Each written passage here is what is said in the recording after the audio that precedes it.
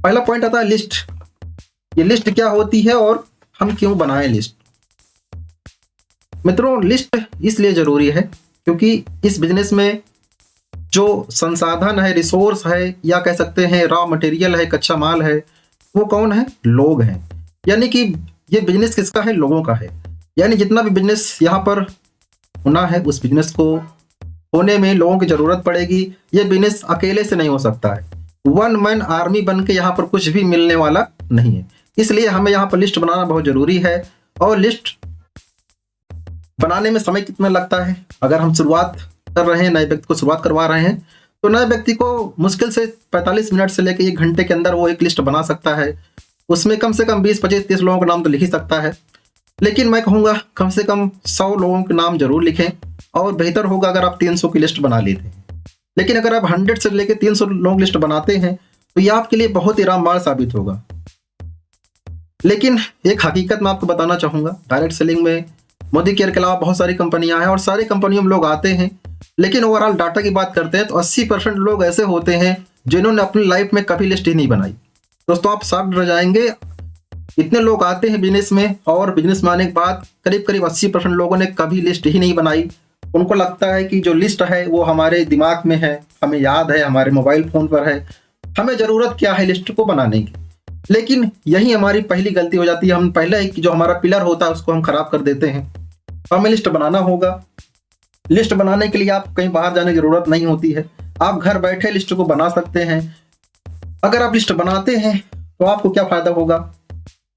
आपके बहुत सारे फ्रेंड्स होंगे और दोस्त होंगे। वो जो दोस्त अगर आप लिस्ट नहीं बनाएंगे तो हो सकता है आपके दिमाग से उस मित्र का, उस दोस्त का, उस रिश्तेदार का, उस रिलेटिव का नाम मिस हो जाए, और कहीं ना कहीं कभी ना कभी कोई ना कोई दूसरा व्यक्ति जो डायरेक्ट सेलिंग में होगा वो आपके उस मित्र के पास पहुंचेगा, उसे प्लान दिखाएगा, उसे ज्वाइन भी करा लेगा। उसके बाद आप जब जानकारी मिलेगी कि उस व्यक्ति ने सामने वाले दूसरे व्यक्ति से ज्वाइन कर लिया है और साथ दूसरा काम कर रहा है, तो आपको बहुत तकलीफ होगी। यानी इस तकलीफ से आपको बचना है तो लिस्ट बनाना बहुत जरूरी है। सेकंड चीज, बड़ी लिस्ट बन जाती है तो अगर आप शुरुआत करते हैं, 2, 4, 6 लोग, 10 लोग मना भी कर देते हैं तो आपके अंदर वो नकारात्मक भावना नहीं आती है, क्योंकि आपको पता है कि आपके पास ढेर सारे लोगों का नाम ऑलरेडी लिस्ट में दर्ज है। दोस्तों, इस बिजनेस में कोई ना, बहुत सारे लोग होते हैं जो कहते हैं लोग ना कर देते हैं। इस बिजनेस में आज तक कोई ऐसा व्यक्ति नहीं हुआ है जो ना को डर कर बिजनेस छोड़ दिया। किसी ने अगर इस बिजनेस को क्विट किया है तो क्विट करने का सबसे मेन रीजन रहा है वो है लिस्ट का छोटा होना। लोग 10-20 लोगों का नाम लिख लिए, लिस्ट बना लिए, या ना बनाए, बिल्कुल ऐसे ही चले गए, और उसके बाद वो कहते हैं कोई मेरे सुनता नहीं है, कोई मेरे साथ आता नहीं है। तो सबसे बड़ा, अगर आपको शुरुआत करना है तो आपको ये जो समस्या है इसको पहले खत्म करना है, यानी लिस्ट को जरूर बनाना है। अब सवाल उठता है कि लिस्ट बनाने से और क्या फायदा हो सकता है। तो यहाँ पर आपको अच्छे लोगों को चुनने की आज़ादी मिल जाती है। साथ में जो ये लिस्ट होती है, जब आप फॉलोअप करने जाएंगे तो फॉलोअप के समय आप इस लिस्ट को आप सामने वाले दिखा सकते हैं कि आपके अलावा मेरे साथ 299 लोग भी साथ में हैं जिनको मैं प्लान दिखाऊंगा, वो मेरे साथ अलाइन होंगे और मेरा बिजनेस आगे निकल पड़ेगा। तो एक तरीके से टूल का भी ये काम करता है सामने वाले को फॉलोअप में। इसके अलावा आपका खुद का सेल्फ कॉन्फिडेंस अच्छा हो जाता है। साथ में एक और बहुत ही अच्छा पॉइंट होता है, वो होता है रेफरेंस लेने का काम भी लिस्ट काम आता है। यानी लिस्ट में आप लोगों का नाम शामिल करते हैं तो हो सकता है कि सामने वाला व्यक्ति आपके प्लान को एक्सेप्ट ना करे, लेकिन उस व्यक्ति से जब मिलेंगे, लिस्ट में नाम होगा, उससे आपको बहुत सारे लोगों का रेफरेंस मिल सकता है। यानी कि हर एक व्यक्ति जिसको नाम आप लिस्ट में लिखेंगे बहुत जरूरी है, उसे शामिल करना बहुत जरूरी है। इसको डेवलप करने के लिए, लिस्ट को कैसे हम डेवलप करें, इसके लिए एक फार्मूला है, उसका नाम best formula. B for built, E for expand, S for select and T for train yourself. यानी कि आपको सबसे पहले क्या करना है, अपने लिस्ट को बिल्ड करना है, नाम लिखना है। नाम, इसके जो फार्मूले हैं, फॉर्मेट है, आप सभी लोगों को पता है ऑलरेडी। जैसे नाम है, एड्रेस हो गया, आप वो कहाँ के निवासी हैं, साथ में कॉन्टेक्ट नंबर हो गया। इसके अलावा आपने प्लान किया, डेमो किया, फिर उसके बाद फॉलो अप की संख्या कितनी है, ये सारी चीज़ें आप डाटा नोट करेंगे। और हो सके तो आप बेहतर होगा कि आप सबसे नज़दीकी जो एरिया है उस सर्किल वाइज आप इसको लिस्ट बनाएं, नज़दीक में बना लें आप, फिर आप नज़दीकी शहर का बनाएं, फिर नज़दीकी राज्य का बनाएं, फिर ऐसे पूरे देश का, यानी कि डिस्टेंस वाइज भी लिस्ट को आप बिल्ड कर सकते हैं। वो आपके ऊपर निर्भर करता है आप कैसे इसको बिल्ड करते हैं। लेकिन बेस्ट फार्मूला के अंतर्गत आप जब बनाएं तो केवल बनाना नहीं है बल्कि उसको लगातार एक्सपेंड भी करना है, यानी लिस्ट को बढ़ाते हुए आगे चलना है।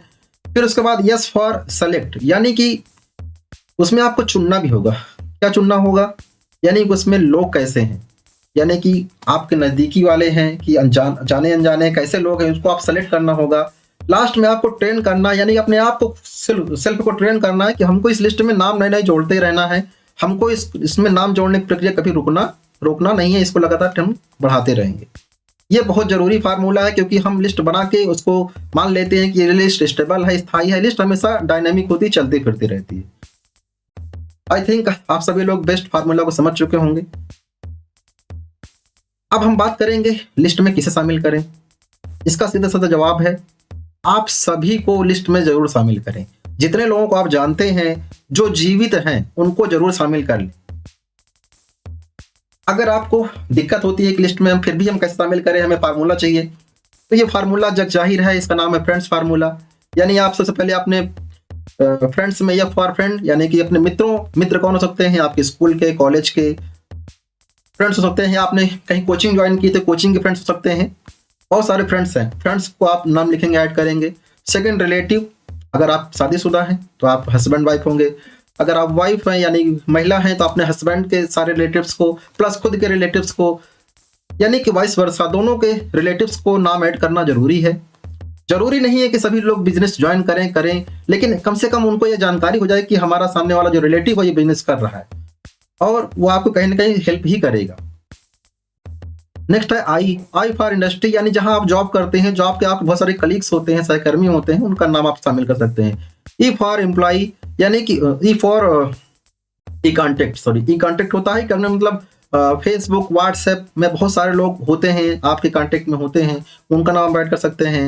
एन फॉर नेबर्स, अपने घर के 10 राइट और 10 लेफ्ट, कम से कम 10-10 लोगों का नाम तो जरूर इस लिस्ट में ऐड कर लें और उनको प्लान जरूर दिखाएं।